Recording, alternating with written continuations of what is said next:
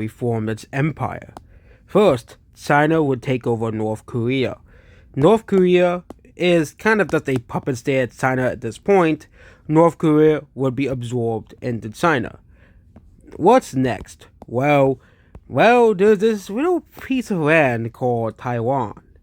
Of course, China would want that too. China would take over Taiwan and defeat Taiwan very quickly.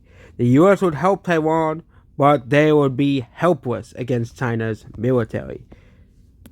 Next on the order would be China invading Mongolia. China would invade Mongolia relatively quickly, and they would defeat the Mongolian army as well.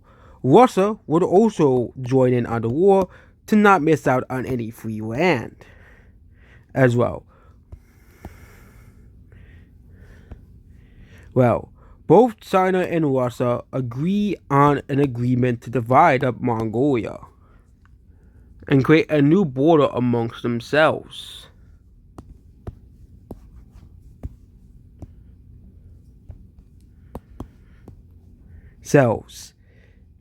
The US is now afraid of China's new power. China becoming one of the most dominant world powers at this current moment.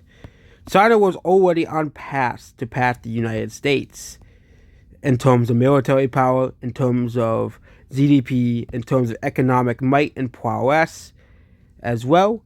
But it seems that even with a new president, they are unable to defeat or stop Chinese expansion in the globe as well.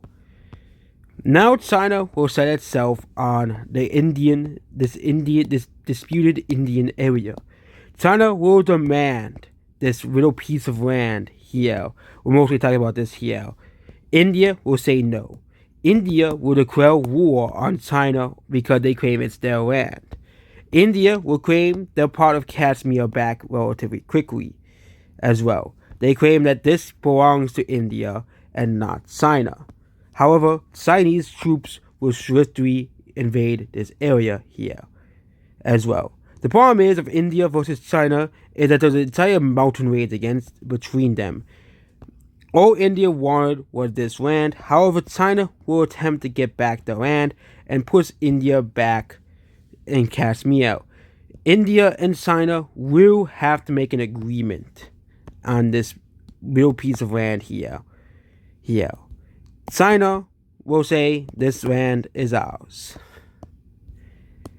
And India will have to accept this treaty made by China. So China would have expanded down here into parts of India.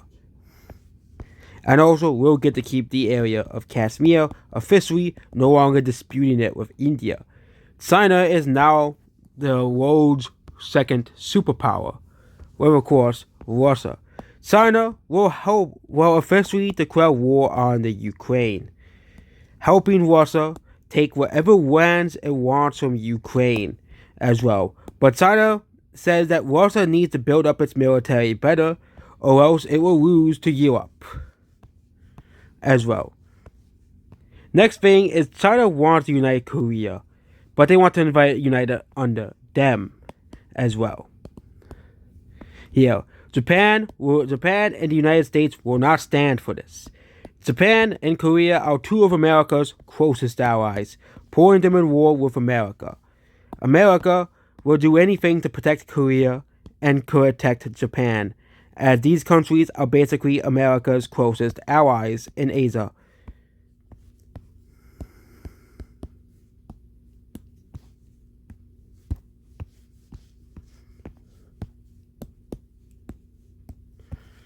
Here, this will also cause Vietnam to declare war on China. Vietnam has been waiting centuries, to get revenge on China as well. Vietnam will start to invade China from the south. China will underestimate at the beginning how strong Vietnam really is. Here. However, they do create a buffer line here to prevent Vietnam from moving into China. Meanwhile, Chinese forces will move into South Korea. However, Korea's military is actually pretty strong as well. And China moves very slowly, but they stand at this buffer area here. China also sends troops to slowly push back the Vietnamese troops to the south. However, China gets their great ally, known as Cambodia, to declare war on Vietnam. Vietnam is now struggling against Cambodia as well here, and they are now struggling against the country of Cambodia. However, India, wanting revenge for losing the land, declares war on China. However, China knows this, and they get Pakistan and Nepal to fight against India as well. Yeah. And also they get Tajikistan to help. Tajikistan would basically accomplish nothing. But both Nepal and Pakistan move in the Caspian region. With the help of China, these two countries are kind of stalemate India at the current moment. However, Pakistan does move ever so slowly into the northern portions of the country, which is the land that it wanted as well. And China also starts to move into Assam, the Assam region, and these other areas here as well. China also gets Myanmar to join in on the war as well here.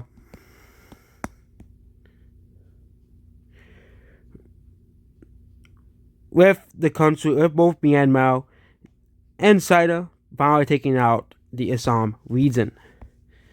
Meanwhile, Vietnam is now being pushed back because of Cambodia. Here, this was a perfect distraction to make sure Vietnam doesn't waste a lot of time and energy. However, Vietnam starts to push back the Cambodian advances as well, as Cambodia is not a very strong country.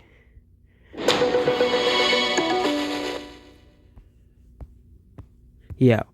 Then we have the invasion of Korea, which has actually gone quite well for China. China now defeats Korea. Yeah. However, the war is far from over.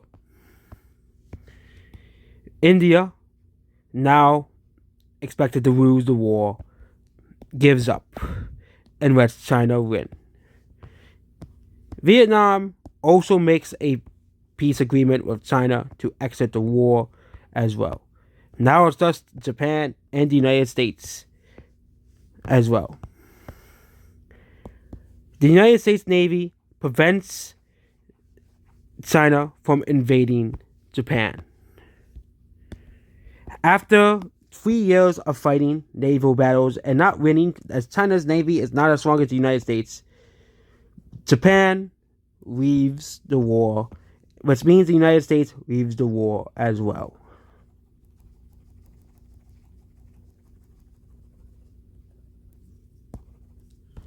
Yeah. Now the peace treaty will begin. Cambodia and Vietnam their borders will not change. However, there will be a peace deal in India. Parts of the Assam region will go to Myanmar/Burma. Yeah.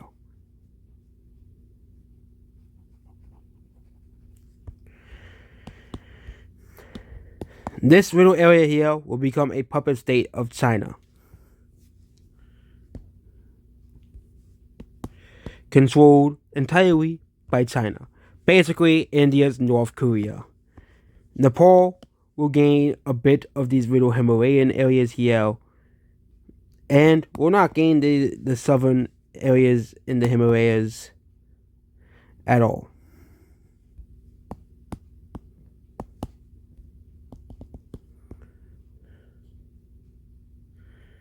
Nepal will expand its borders. Pakistan will finally own a lot of all Pakistan wanted was Kashmir, so they just get to get Kashmir, leaving India left to its devices.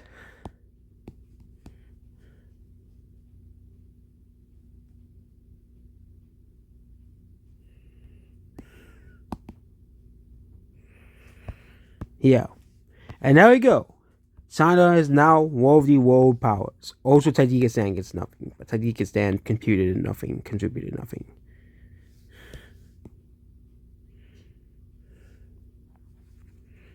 So there we go. That is if China, and of course China would fight against South Korea. The thing is, China is already a pretty massive country. It is gonna be very hard for China to really expand its borders, is because China already has a water population, but they do take Korea and they do take Mongolia and they do take, of course. Actually, there was one last country, Bhutan. China does not like the idea that Bhutan doesn't recognize them, so they swiftly invade and take over Bhutan. Yep, there you go. Bhutan's gone. And there we go. That's if China formed an empire. The only option left is to invade Russia, but Xi doesn't want to be on bad terms with Russia, as Russia is a nuclear country, and they already fought a war with the United States, surprisingly without any nuclear intervention, as well as they basically made that war a stalemate as well, which means China can't really expand anywhere without pissing off the US or losing allies, so China will likely use soft power, similar to the United States, to extend their empire, as well. Especially towards parts of Asia as well, with many countries falling under Chinese influence as well.